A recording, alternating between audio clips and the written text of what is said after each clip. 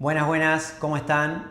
Hoy es lunes 7 de julio del 2025, un nuevo capítulo de Wave Full Talk, hoy con un día súper cargado de información, aun cuando el viernes pasado lo tuvimos feriado, 4 de julio, y el jueves media rueda, que casi es en términos de liquidez un poco más lo mismo, ¿no?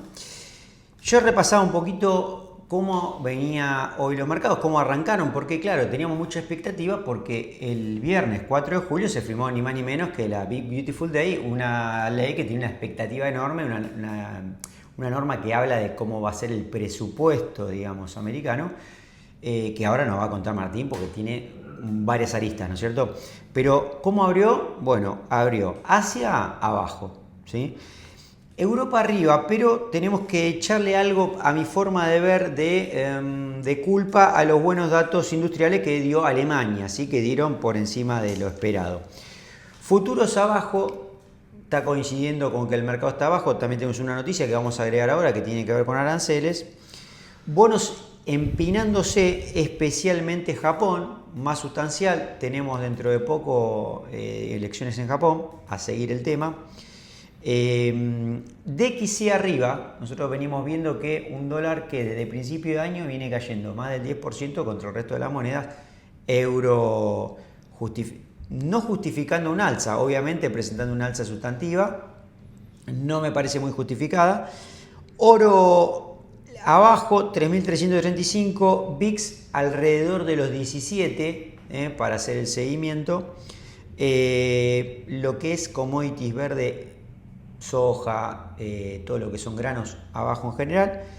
Y el oil, atención, algo que no hemos hablado, pero justamente el oil se sostiene con una particularidad, que hubo un aumento mayor de OPEC de 548.000 contra 411.000. Ahora le vamos a dar la palabra.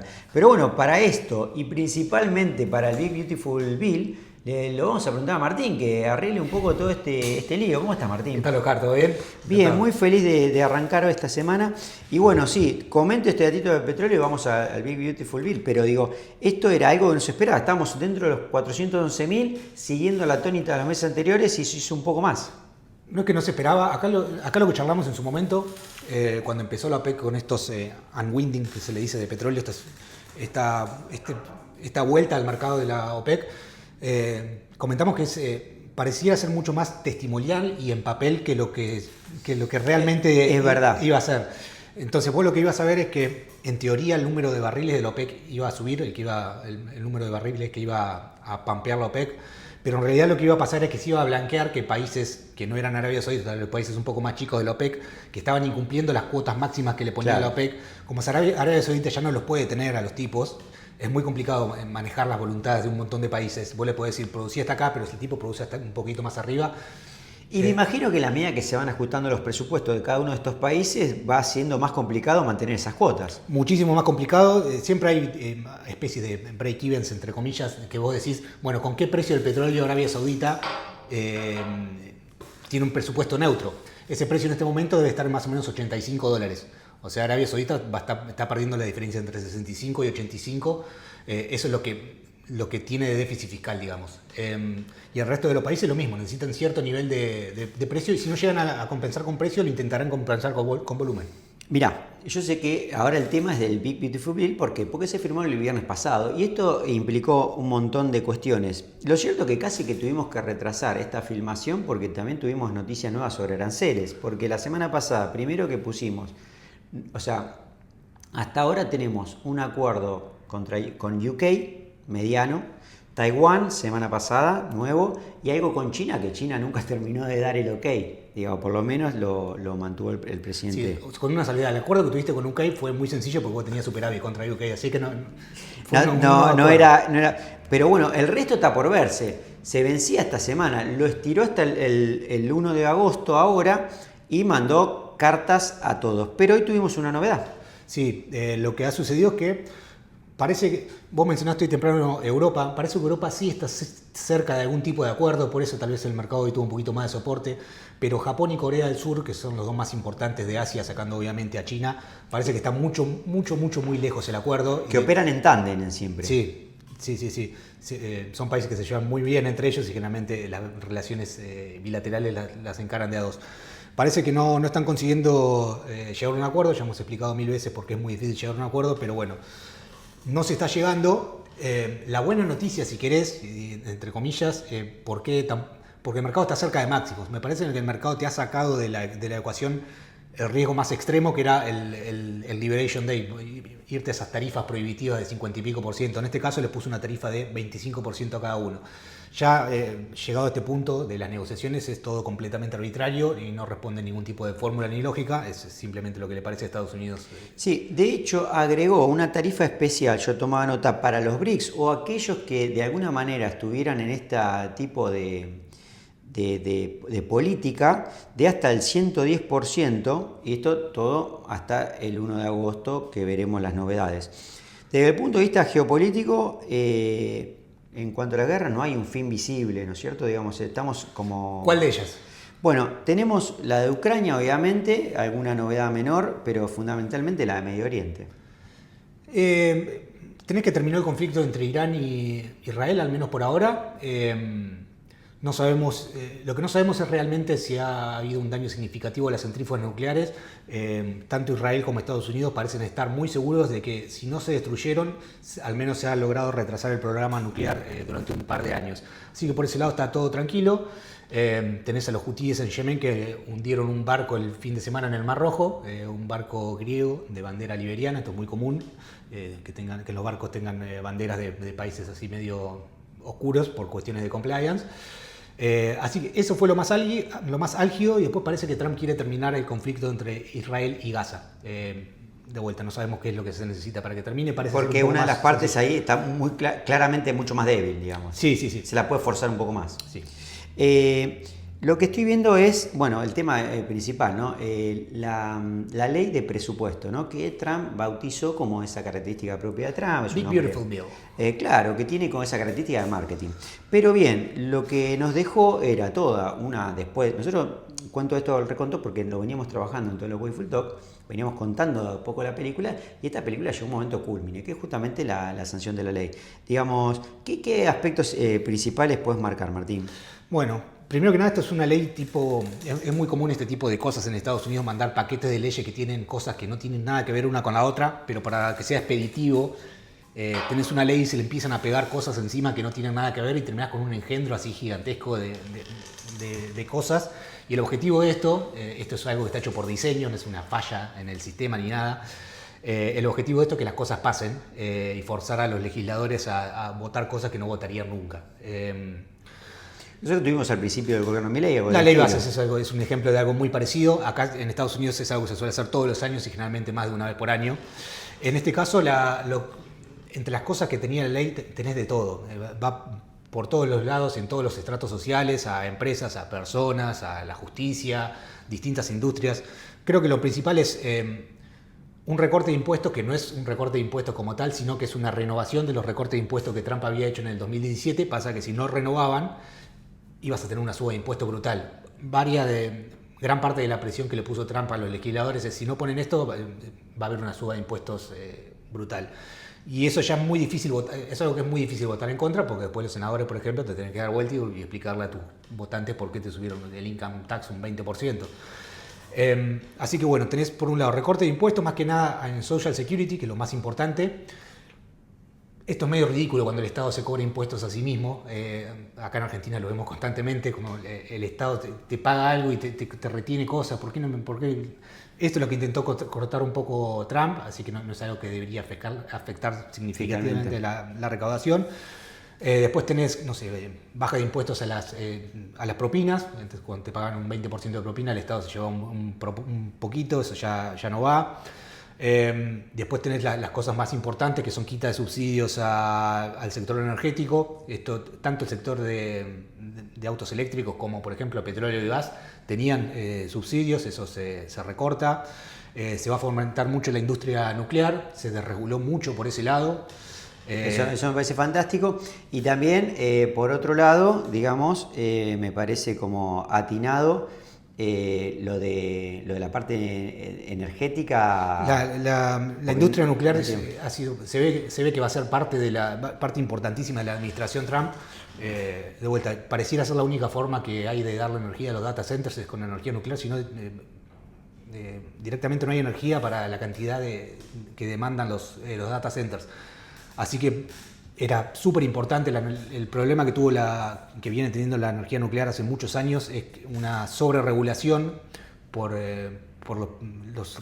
los accidentes que ha habido en el pasado. Ya es otro tipo de tecnología, son otro tipo de plantas, pero el mundo ha quedado con ese estrés postraumático. Entonces es una industria que estaba altamente regulada al punto que te hacía inviable la colocación de nuevas plantas. Esto apunta a quitar todo eso del medio. Siempre va a ser una industria mucho más regulada que la industria de software, por motivos obvios, porque tenés básicamente una bomba nuclear en el medio de una ciudad, dándole energía a todo lo que tiene alrededor, pero va a ser muchísimo más expeditivo todo. La cantidad de seguridad que le pedían a las plantas, que era a veces pero muy redundante, van a sacar varias capas de redundancia en cuanto a seguridad, así que debería ser un boom de la energía nuclear en Estados Unidos. Y por otro lado, un presupuesto importante para lo que es el tratamiento de la inmigración ilegítima o ilegal. Para eso van a ir, eso tenía un presupuesto de, si mal no recuerdo, $5.000 millones. ¿A cuánto se subió? ¿Cuánto dirías que se subió de 5.000 millones? Yo ya sé la respuesta, pero voy a decir tenés 20. en serio? Voy a decir 20. No sabía que la tenías.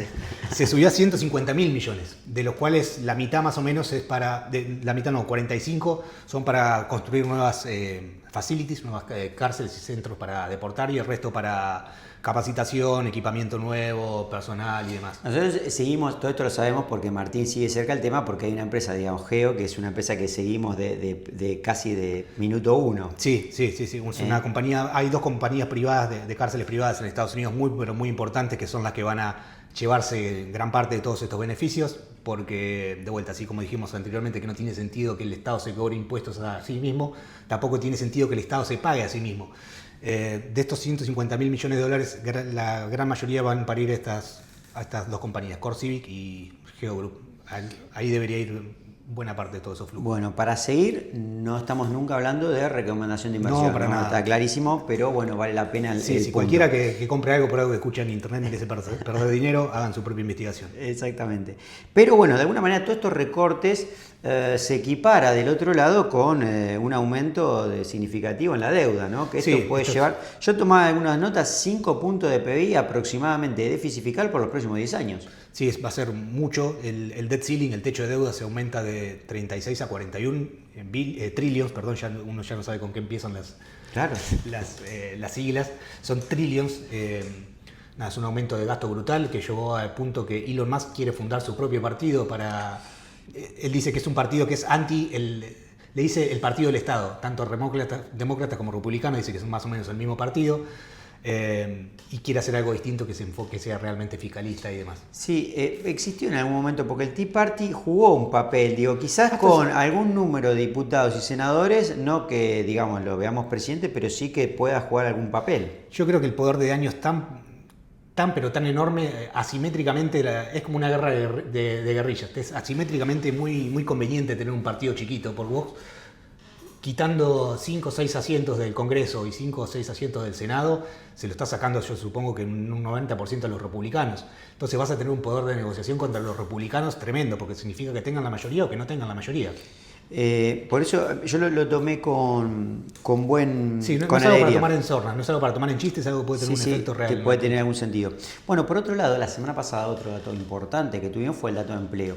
Recordemos que el dato de empleo más importante sale el primer viernes de cada mes.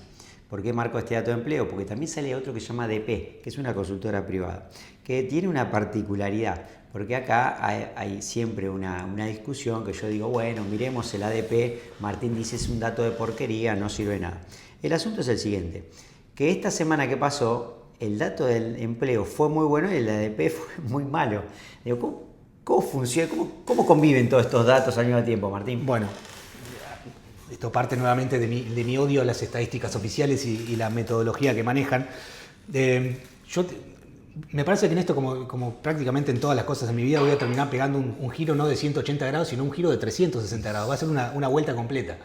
que empiezo diciendo, bueno, el ADP es un buen dato, paso al ADP es un dato de porquería y estoy volviendo a, finalmente, tal vez tiene algún sentido. Tal vez el ADP sea un buen dato. ¿Qué sucede? ¿Por qué te da esta diferencia con non-farm payrolls, que era el dato que yo por lo menos tenía y que todo el mundo tiene como el dato bueno? La diferencia es metodológica y es muy, pero muy fundamental. Es quién es el que está haciendo la pregunta. En ADP la pregunta la está haciendo una compañía privada y en NFP la pregunta la está haciendo el gobierno. Entonces, el empleador, si tiene inmigrantes ilegales, por ejemplo, en su nómina de empleados, no lo va a tener en la nómina escrito, pero se entiende, si tiene ilegales empleados, va a tender a no informarlo a NFP, al Buró de Estadísticas, y sí informárselo a ADP. Entonces, una de las muchas cosas que te pueden estar pasando, ¿por qué ADP te dio negativo y NFP te dio positivo?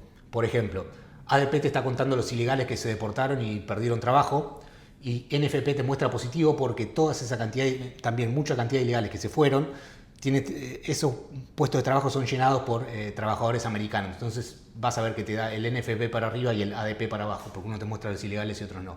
Y eso te va a pasar con todos los datos. Acá justo nos metemos con NFP y ADP porque es algo muy notorio, pero cualquier dato, no solo de Estados Unidos, cualquier dato que te dé cualquier país o cualquier cosa, está muy bueno siempre ver la metodología, porque si no te puede llevar a conclusiones muy, pero muy erróneas. Exactamente.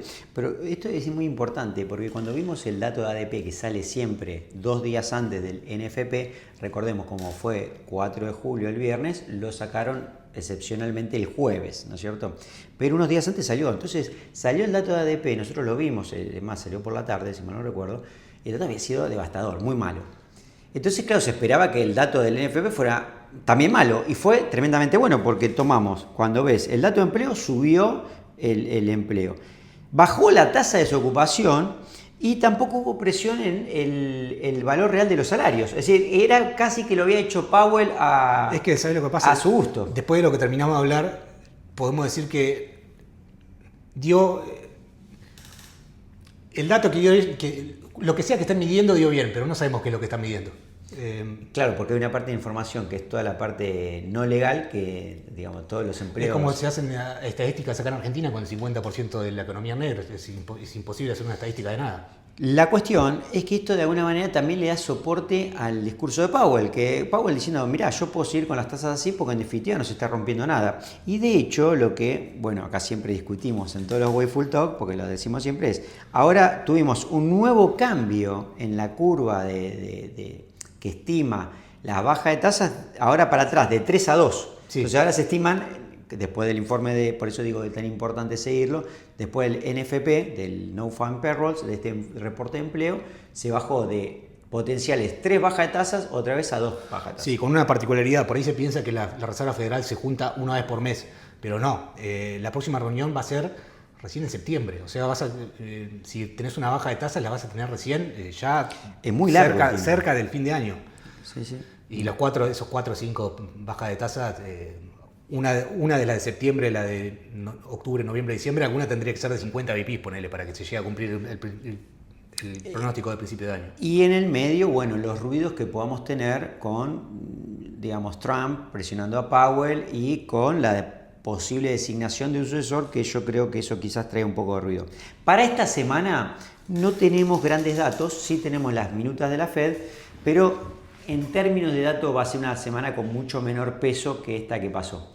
Espero que para ustedes sea la mejor, ¿no es cierto? Y que tengan muy buenas ruedas para lo que viene. Les mando un abrazo y gracias por este tiempo.